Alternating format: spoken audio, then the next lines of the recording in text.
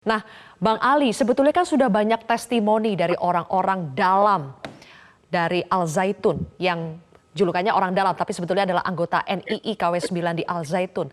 Tapi kenapa setelah mendengar banyak testimoni ini Anda masih yakin kalau Sheikh Panji Gumilang itu difitnah? Sylvia, zaman sekarang orang masih bicara tentang negara Islam. Hari ini orang masih bicara tentang negara Islam. Logika apa dipakai? Hey, please, kalau orang-orang yang mantan, bekas, Kang Asep dan lain-lain, semua testimoni-testimoni ini apakah bisa menjadi alat dan barang buktikah ataukah kita masih tidak percaya kepada polisi dengan proses yang ada? Makanya berkali-kali saya bilang, dalam situasi seperti begini, mari kita menyerahkan seluruhnya kepada institusi negara yang namanya Kepolisian Republik Indonesia.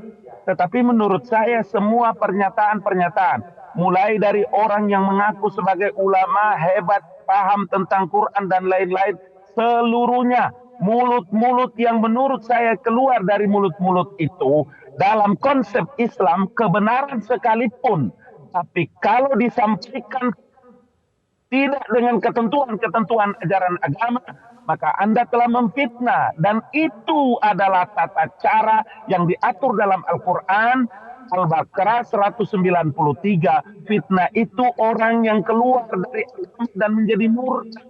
Makanya saya keberatan kalau orang Islam itu bertengkar terus. Dalam posisi seperti ini, malu kita sebagai agama mayoritas, agama orang di Republik ini ditertarik gitu loh. Dengan pesantren Zaitun, dengan Syekh Panji Gumilang, ini orang yang punya latar belakang agama, seorang ulama, seorang kiai, semua membantai hadis seorang Panji Gumilang. Apa kalian ini sebetulnya?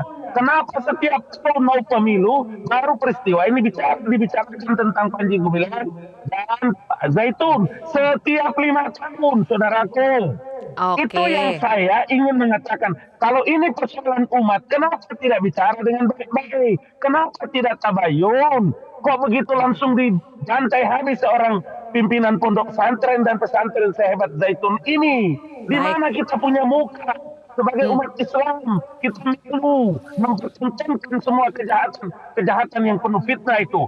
Serahkan ini kepada polisi. Bukan urusan kalian menghujat dan mencaci maki Al-Zaitun dan Panji Gumilang. Itu pikiran yang ada di otak saya.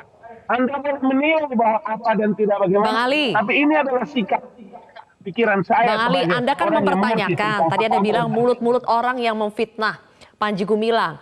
Ada termasuk mulut MUI kah di situ? Karena MUI sudah mengatakan dari hasil investigasinya ajaran-ajaran yang ada di Al Zaitun itu menyimpang. Iya, kalau kita dengar penjelasan Syekh Panji Gumilang, kan, kenapa kita tidak melakukan tabayun lebih awal? Tetapi kita sudah membantai, kita sudah menghukum, kita mengadili. Please dah, tolong mari kita berlaku adil. Jangan karena kebencianmu kepada seseorang, jangan karena kebencianmu kepada satu kaum, kamu berlaku tidak adil kepada mereka. Berlaku adillah kamu, karena adil itu lebih dekat kepada takwa. Takwa itu lebih dekat kepada Allah Subhanahu wa Ta'ala. Baik, saya ingin menyampaikan suara orang banyak yang mereka tidak bisa bicara, kecuali saya harus mengungkapkan ini. Di Metro TV. Bang Ali, katakanlah Anda tidak percaya ya dengan testimoni-testimoni orang-orang dalam MUI dan sebagainya. Tapi ini kan ada pernyataan dari Menko Polhukam. Faktanya PPATK itu sudah membekukan 145 rekening dari 367 rekening. PPATK semuanya masih menduga. Dengar kata-kata Mahfud MD sebagai Menko, karena diduga. Apakah dengan diduga-duga itu kemudian orang bisa dibantai? Please. Tolong dengan baik, dengan jujur lah.